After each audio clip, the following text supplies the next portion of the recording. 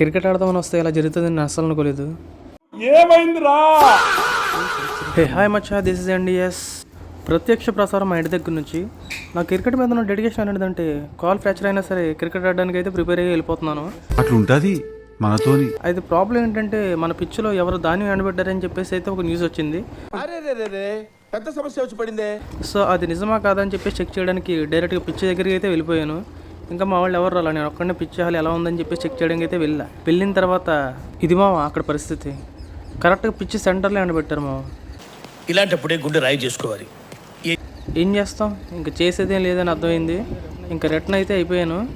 మా లక్ ఏంటంటే second ground ఒకటి ఉంది మాకు. ఇంకా డైరెక్ట్గా గ్రౌండ్కి వెళ్ళిపోయి మా వాళ్ళందరికీ మెసేజ్ చేశా, అరే నేను సెకండ్ గ్రౌండ్లో ఉన్నాను వచ్చేయండి అని చెప్పేసి. మెసేజ్ చేసిన అరగంటకు కూడా ఎవడో రిప్లై ఇవ్వాలా.